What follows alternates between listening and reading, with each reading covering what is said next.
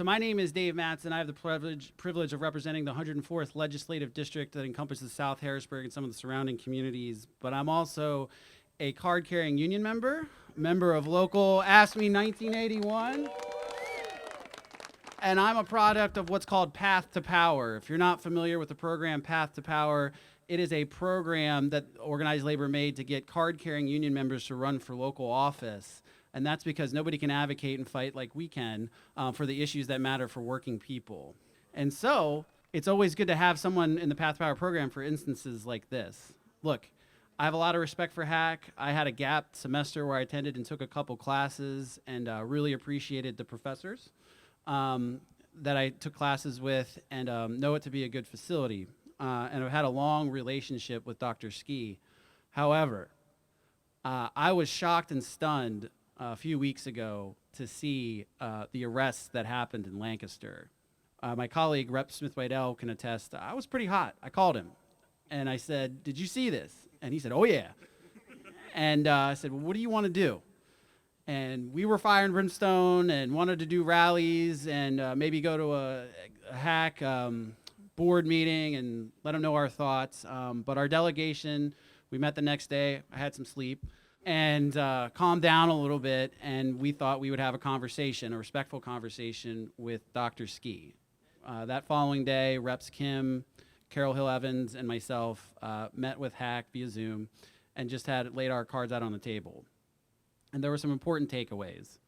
One, HAC gave us a commitment that they were going to review their policies and make sure that no further arrests were going to occur when union organizers came on the campus.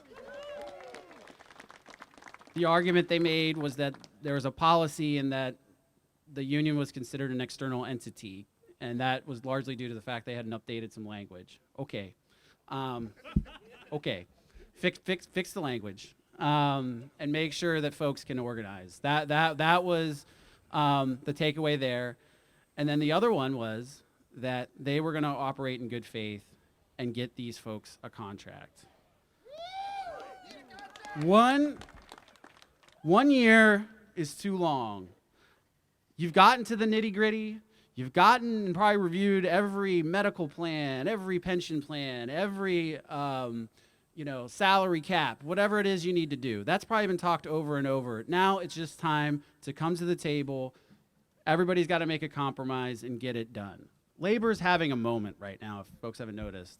I feel bad because there's actually some sisters and brothers at the United Auto Workers. There's a small Mack truck facility. They're organizing right now and having a rally. It kind of came together last minute, so it conflicted with this one, but I'm sure there'll be more.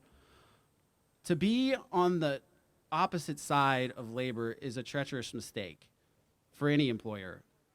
And I would say there is a long history of going back with using law enforcement against people unionizing. It was a tactic used by barons 100 years ago would hire anti-union thugs to suppress workers when they were striking.